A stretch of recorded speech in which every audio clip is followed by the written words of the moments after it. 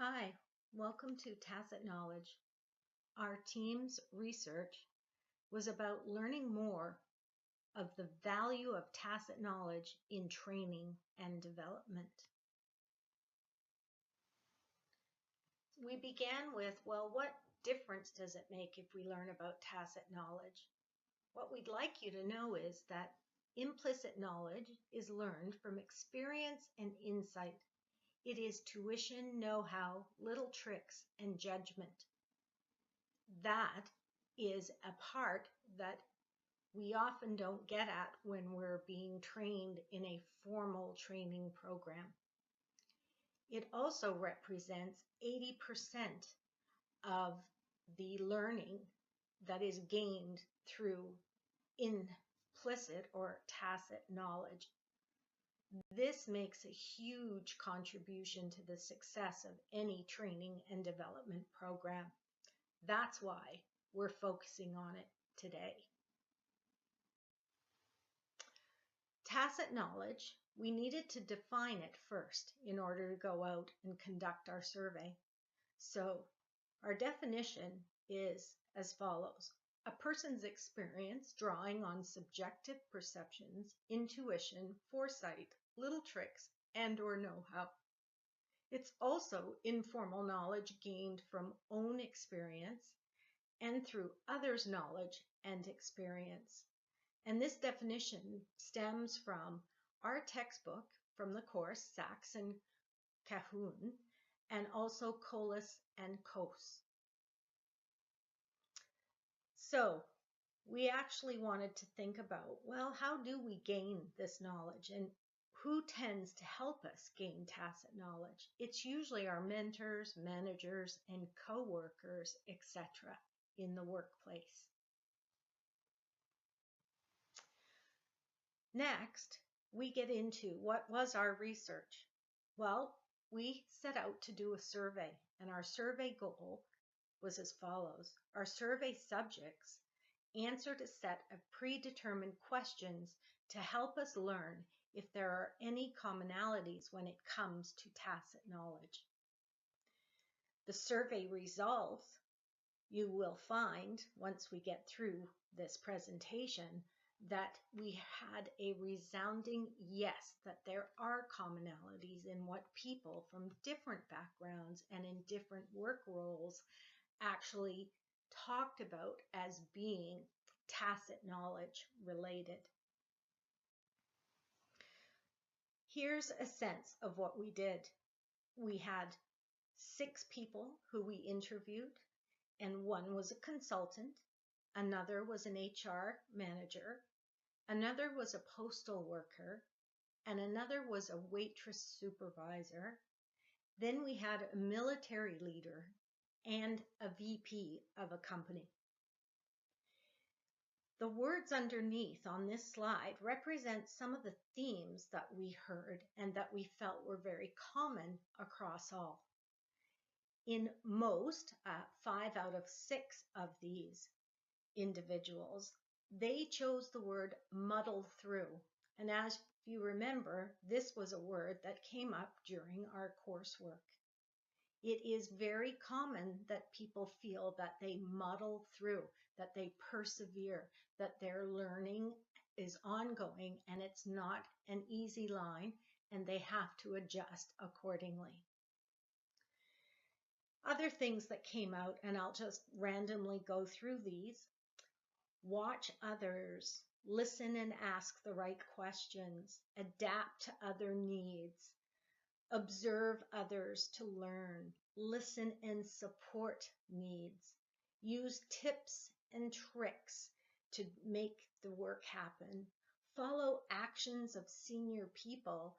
This was mentioned because in some situations it's political and you have to learn the lay of the land in order to act appropriately, speak up when you need to, etc., etc. And these are only things you can learn on the job. Listen and clarify meaning. That was one. Listening was huge, and that you really needed to just clarify things. And you needed to make instructions clearer. Along with these kind of common things, what we found was there were some recommendations that came out of this, because we did ask, what would you tell yourself if you were a new hire about tacit knowledge? And we chose to look at the ISDM model and focus more on the training, design, and delivery area. So there are three key things that we've highlighted. But first off, what I'd like to do is just bring up the needs analysis section.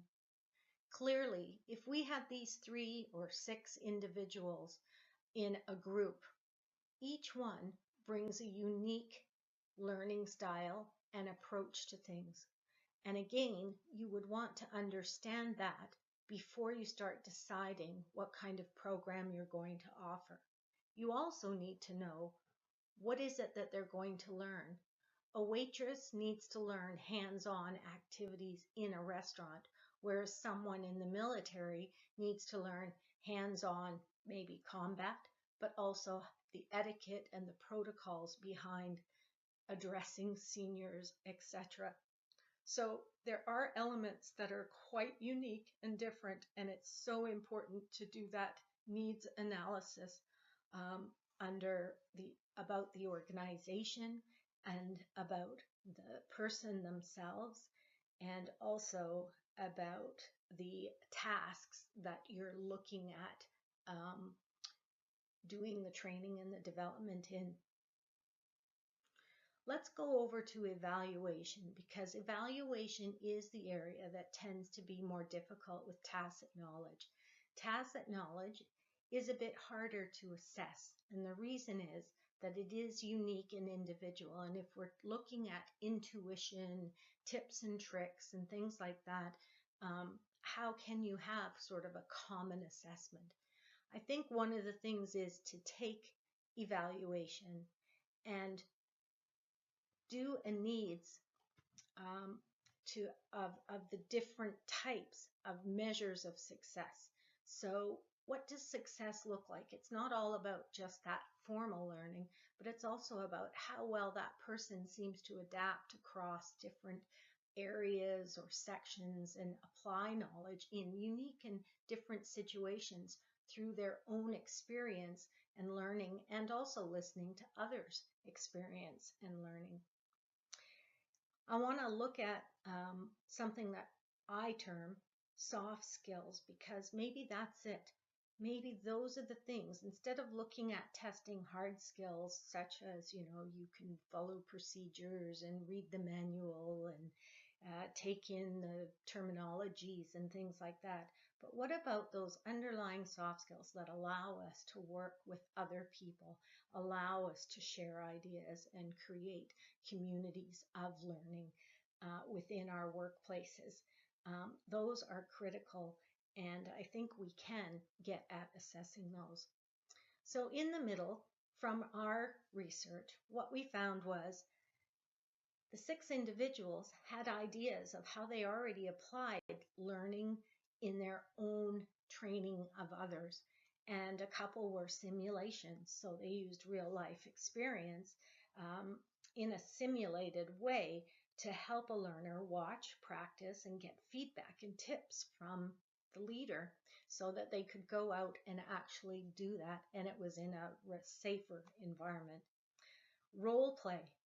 Well, role play is a way for you to allow interaction and people observe and give you feedback on the entire approach. So not just your words, but your body language, and also how you were reading the other person. There's so much depth within role play that one can gain and learn, and then take that and use it in the real life situation. The other is on-the-job training. On-the-job training, well, that one gets used quite a bit, and it's usually you have a mentor or someone who's with you so that you're not left alone to make mistakes, or, although mistakes are good, if they're not guided mistakes, they can become more of a hindrance than a help in someone's learning. So those were 3 things that we took away that would be helpful to incorporate tacit knowledge into any training program. Thank you for your time and listening to this presentation.